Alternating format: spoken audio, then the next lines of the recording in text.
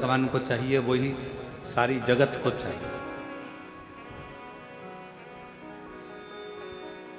पूरी दुनिया को आपसे कुछ नहीं चाहिए। जो शंकर भगवान मृत्यु लोक के देव अधिदेव महादेव, जो पृथ्वी के देवता हैं, देव अधिदेव महादेव जो इस मृत्यु लोक के देव हैं, जो उन्होंने संसार के लोगों से लिया वही संसार के लोग भी आपसे लेना चाहिए।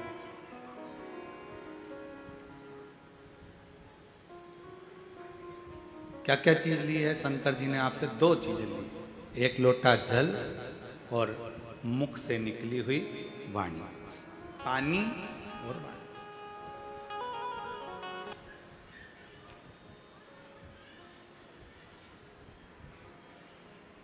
पानी भी शिव जी ने लिया है और वाणी भी शिव जी ने ली।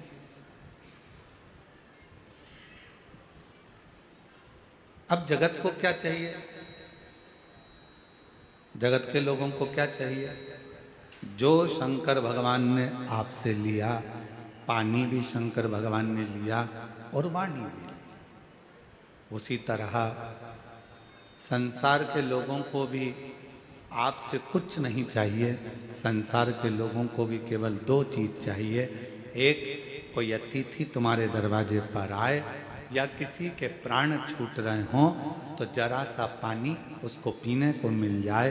अतिथि आए उसका सम्मान पीने के पानी से हो जाए, और अतिथि आए तो आपकी मीठी वाणी से उसका सत्कार हो जाए। बस ये दो चीजें चाहिए, जो शंकर को भी प्रिय है और जगत को भी प्रिय है।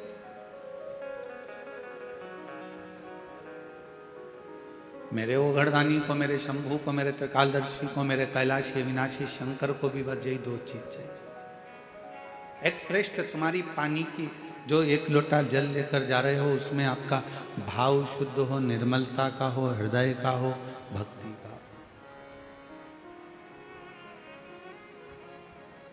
और आप जब किसी से मिल रहे हो, भगवान का भजन कर रहे हो, स्मरण कर रहे हो, कीर्तन कर रहे हो, तो आपकी वाणी शुद्ध।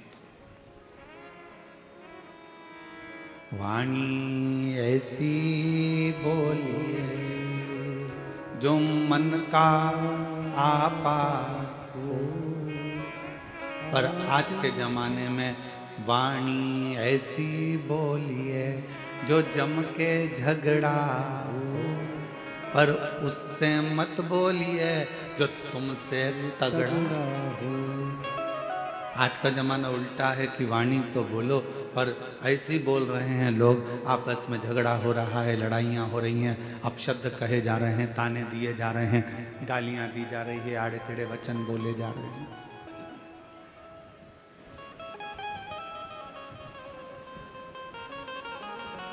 उसमें श्रेष्ठता का भाव कहाँ रह गया?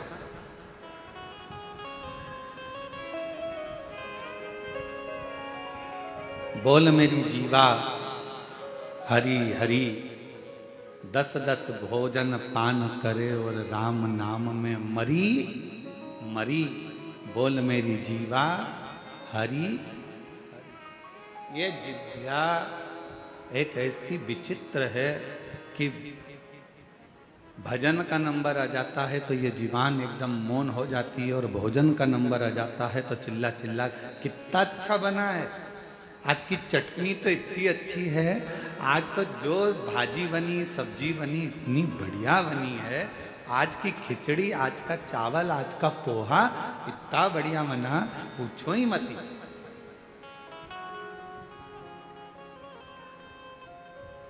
अब जितना तुम खाने में बोले हो ना, भोजन में बोले हो ना, उतना अगर भजन में बोलो तो थोड़ा थोड़ा। एक नजारा रात्रि को देखना निकुंभ में आके, आज नहीं देखो तो कल देखना। कल कथा का चतुर्थ दिवस है, परसों कथा विराम हो जाएगी। कल का कथा का समय तो यही रहेगा, 1 बजे से 4 बजे तक। परसों का कथा का समय सुबह 8 बजे से 11 बजे तक हो जाएगा। कल जब कथा का चतुर्थ दिवस रहेगा, विराम दिवस के एक दिन पहले का दिन कौन सा कहलाता है? जम के बोलो, शिवरात्रि। तो कल तो हो जाएगा कथा का शिवरात्रि का दिन, और परसों के दिन जिस दिन कथा विराम हो रही है उस दिन है प्रदोष, और बाबा की कृपा से उस दिन भी आपको कथा का लाभ का आनंद मिलेगा। शिव तत्व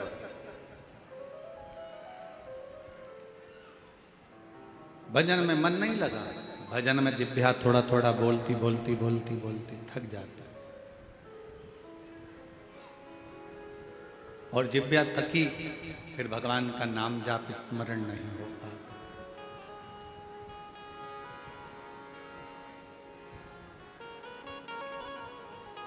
बड़ी मुश्किल से ये जिभ्या भगवान की अविरल भक्ति में रम पाती है।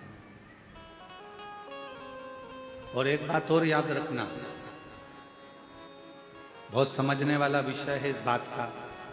निकुंभ की मेरी जीजियों, छत्तीसगढ़ के मेरे जीजाओं, मेरी बेटियों बेटाओं, मेरी माताओं, मेरे भाई, एक बात का स्मरण रखना, जितना जितना तुम भगवान की भक्ति में रमती चली जाओगी, लगती चले जाओगी, थोड़े दिन में भगवान मन में सोचते हैं कि ये बहुत ज़्यादा उपास कर रही है, बहुत ज़्यादा तप कर रही है, बहुत ज़्यादा मंदिर में पोछा लगा रही है, बहुत ज़्यादा झाड़ू लगा रही है, बहुत ज़्यादा मंदिर में रोज रोज आ रही है। तो भगवान क्या करते हैं, धीरे धीरे मन में से अपनी भक्ति को हटाने का प्रयास करते हैं, आपको दूर करेंगे।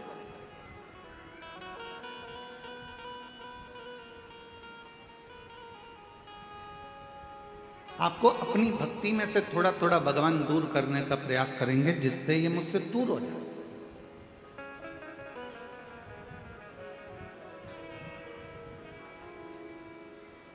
पहले भी कथा में काज फिर कह रहा है, बच्चा छोटा सा है, गोदी में है।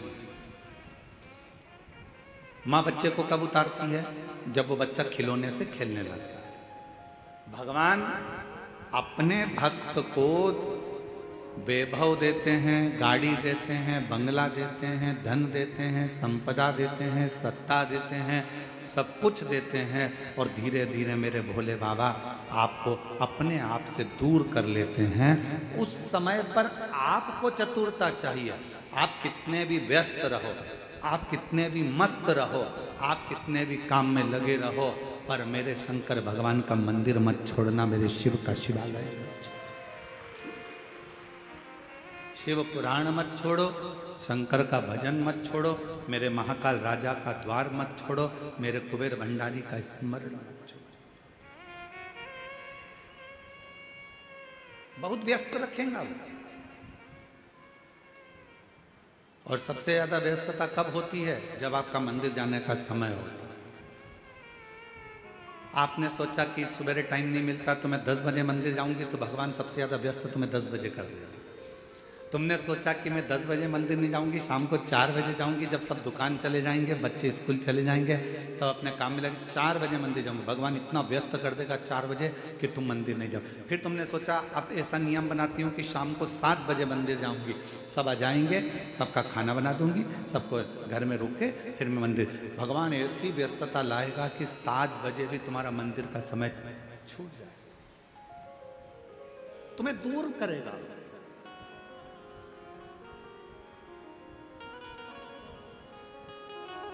अब उस समय पर आपकी समझदारी चाहिए कि भगवान है मेरे शंभु, है मेरे त्रिकालदर्शी, है मेरे कैलाशी अविनाशी, है मेरे महाकाल राजा, है मेरे काशी विश्वनाथ, ऐसी कौन सी गलती हो रही है जो तुम मुझसे दूर कर रहे हो। भगवान कहेंगे ये गलती नहीं है, मेरे शंकर भगवान कहेंगे इसको गलती नहीं कहते।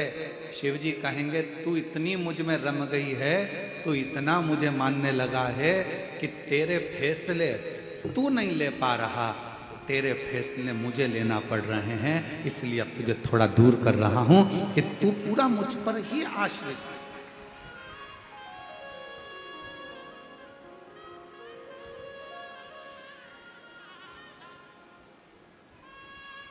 तारकासुर था असुर,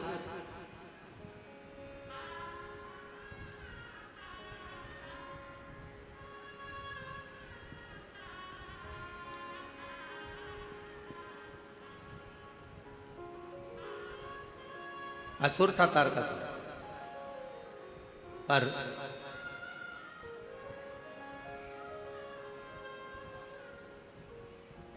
तारकासुर ने अपने बेटों को अपने पास में बुलाया, तारकाक्ष, विदुम्माली और कमलाक्ष की।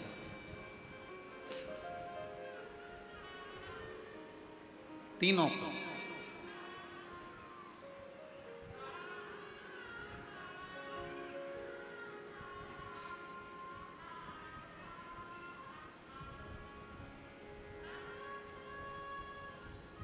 और तीनों को बुलाकर तारकासुर ने अपने तीनों बेटों से कहा कि तीन को कभी मत भूलना। और सुन लो मेरी छत्तीसगढ़ की जीजियों, मेरे छत्तीसगढ़ के जीजाओं, बहुत सावधानी से।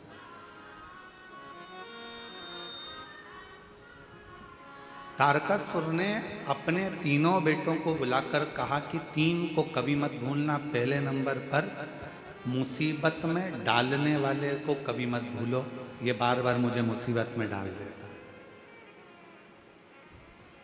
दूसरा, मुसीबत से निकालने वाले को कभी मत भूलो, जो तुम्हें दुख से, तकलीफ से, मुसीबत से निकाल देता है।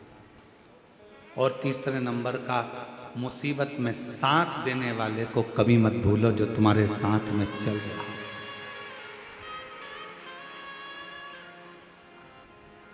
अब तारकासुर के तीनों बेटे तारकाक्ष, विदुम्माली, कमलाक्ष की तीनों के अंदर एक प्रश्न खड़ा हुआ। क्या कभी असुरों की चित्तवृत्ति में भी कोई अच्छा प्रश्न आता है?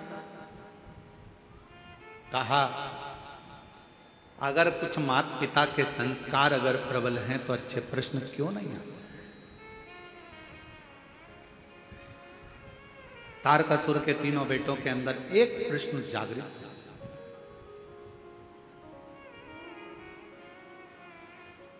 और वो प्रश्न कौन सा था? तारकासुर के तीनों बेटों ने कहा, पिताजी आप कहते हो मुसीबत में डालने वाले को कभी मत भूलो, मुसीबत से निकालने वाले को कभी मत भूलो, और मुसीबत में साथ देने वालों को कभी मत भूलो। इन तीनों का गुण क्या किसी एक में पाया जा सकता है?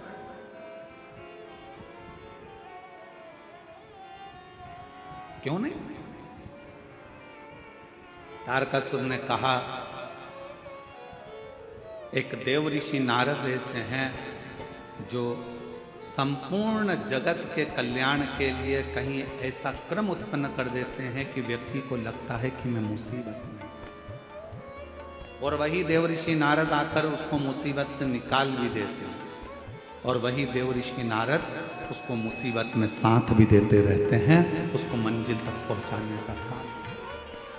कोई प्रसंग कहा,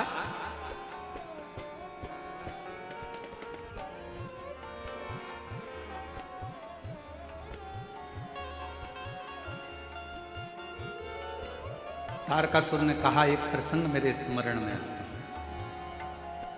वो कौन सा प्रसंग है? कहा, वो प्रसंग है भगवान शंकर के नेत्र से रुद्राक्ष की उत्पत्ति हुई, और भगवान शंकर के नेत्र के जल से ही अंधकासुर की उत्पत्ति।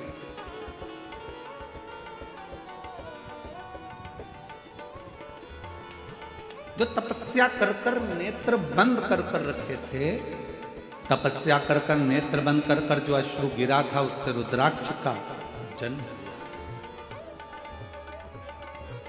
रुद्राक्ष का। और इतने में माता पार्वती जी ने आकर आंखों को बंद कर लिया, और भगवान शंकर के नेत्र से जो जल गिरा उससे अंधकासुर हुआ।